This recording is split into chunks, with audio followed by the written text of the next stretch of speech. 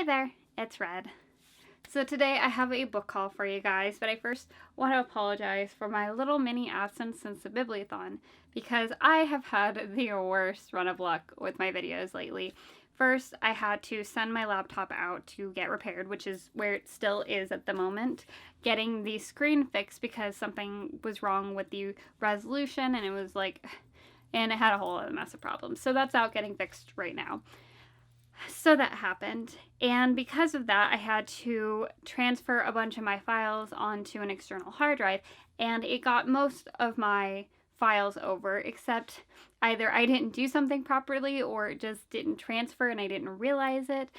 And some of my videos, unfortunately, or my raw footage got deleted before I could even edit it, and because they wiped my computer to fix it, just didn't have it anymore. And then I pre-filmed a bunch of videos and I was an idiot and accidentally set my mic setting to -10 decibels so a mouse couldn't hear me in the audio. There was no amount of editing that was going to save that. And then I got super sick, so then I couldn't film at all, and it's been a rough couple of weeks. Anyway, on to my book haul. This will include the books I got for my birthday and Christmas, as well as a few that I bought myself.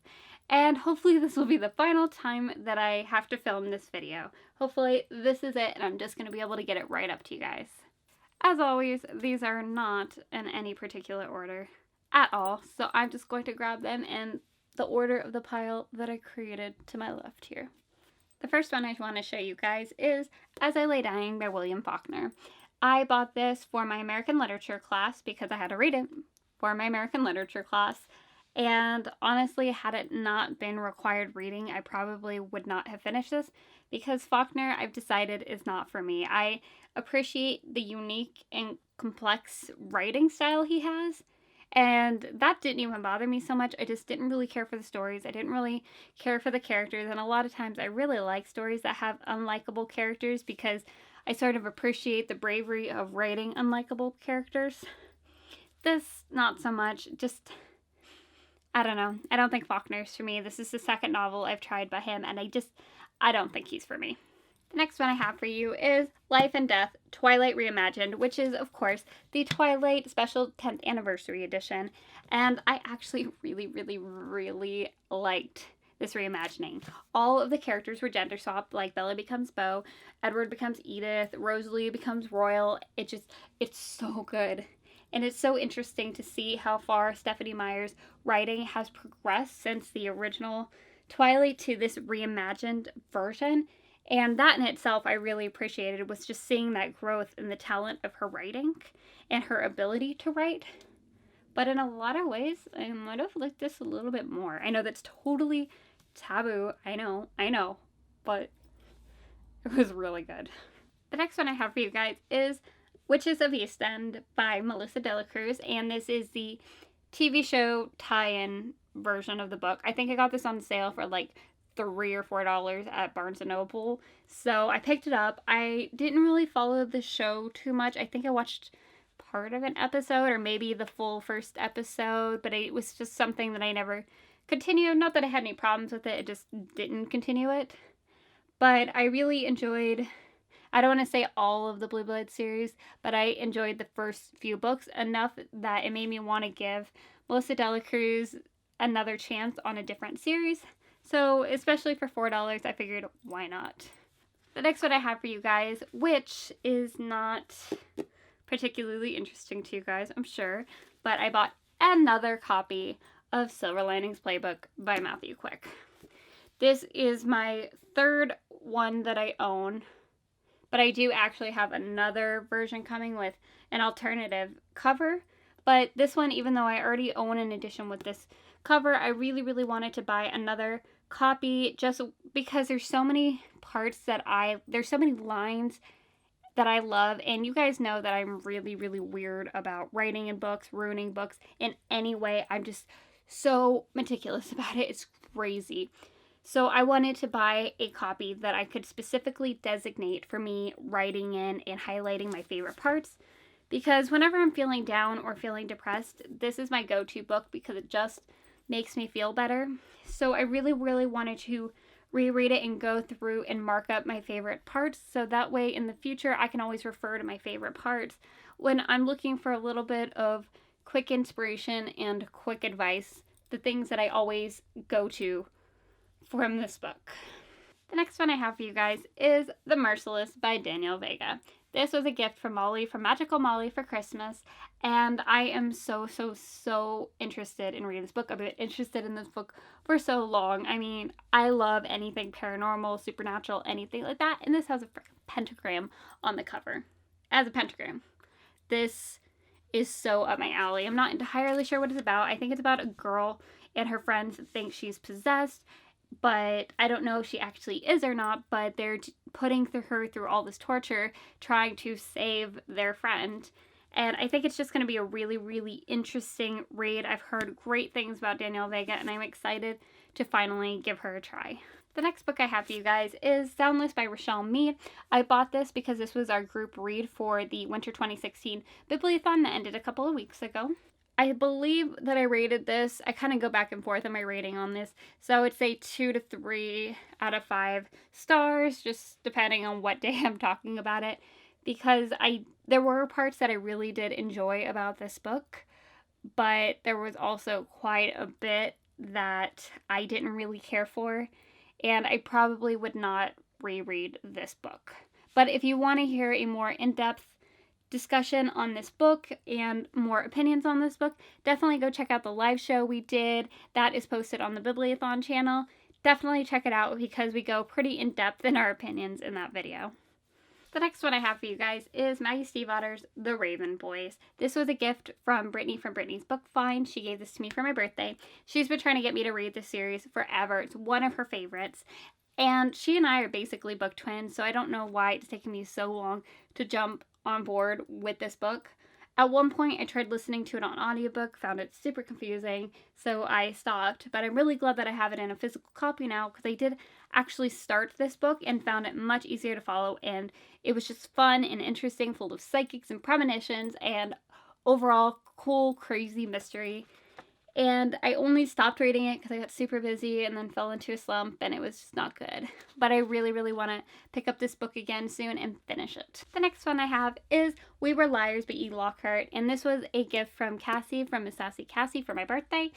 And I read this in like a day and a half. I would have read it sooner if I didn't have so much school, because I decided to pick this up at finals time, which was not the smartest idea. But this book was so incredible. I now understand why nobody ever wanted to say what it was about and why they say go into it knowing nothing. I completely get it now. I used to think it was so frustrating when people said that, but now I understand it. I understand it so well. This book had me bawling my eyes out so bad. Even though I predicted the ending, I still bawled my eyes out when I got there, and it's so good. For those of you who have read it, you probably know what I'm talking about right now, and for those of you who haven't, just trust me, just get it. Get it. You won't regret it. This book was amazing, and I flew through it. The next one I have for you is Big Magic, Creative Living Beyond Fear by Elizabeth Gilbert. This was a birthday gift from Emma Books, and I love books that have to do with writing, particularly when they're written by other successful authors. Like Stephen King's On Writing is absolutely one of my favorite books for writing on the planet. It's so good, so interesting, and those types of books just make you feel like you can conquer the world. And recently I've been lacking inspiration for my writing, and I feel like this is exactly what I need to get back into it and to give me that motivation and understanding that you can only get from books like this when you're a writer. The next one I have is also from Emma for my birthday, and that is The Archive by Victoria Schwab.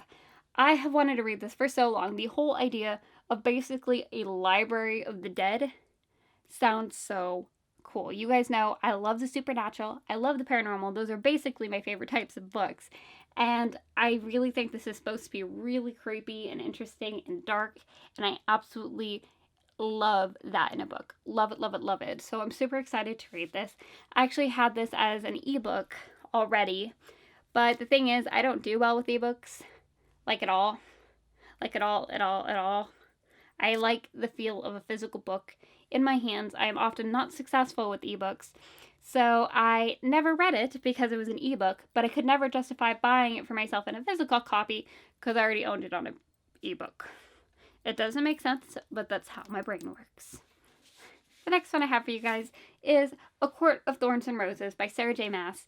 And yes, I know I am like the last person to hop on the Sarah J. Maas train. I haven't read Throne of Glass. I haven't jumped on that Maas bandwagon at all. But I really like stories that have to do with fairies, and I really like Beauty and the Beast retellings because I love Beauty and the Beast. And I heard this was both. I am really, really excited to read it. And I'm excited to see what the big deal is about Sarah J. Maas because I am so behind on the times.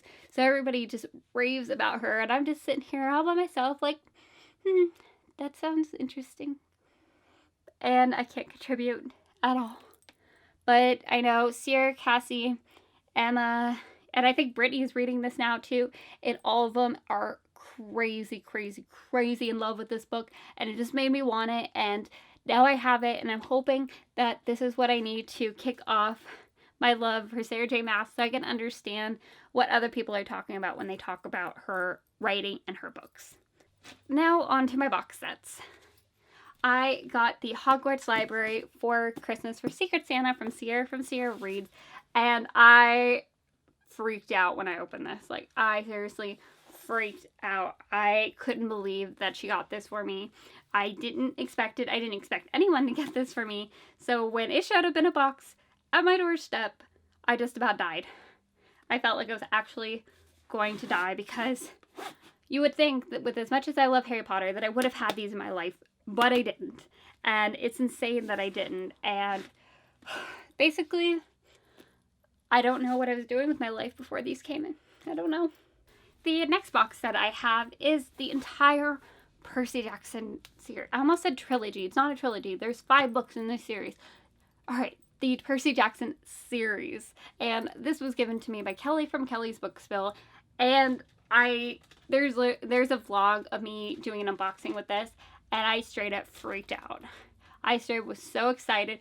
I freaked out when I opened this because, again, it was such a huge surprise. It's one of those things that's on my wish list so that eventually I remember to buy it for myself because I never expect anybody else to ever get it for me. But here it is, and thank you, Kelly. Thank you so much. I'm still in awe that you got this for me, but I'm super, super excited to finish the series because I've only read the first 2 books, and now I have absolutely no excuse not to finish the series. When there's, like, glue on my brand new book. This distresses me, guys.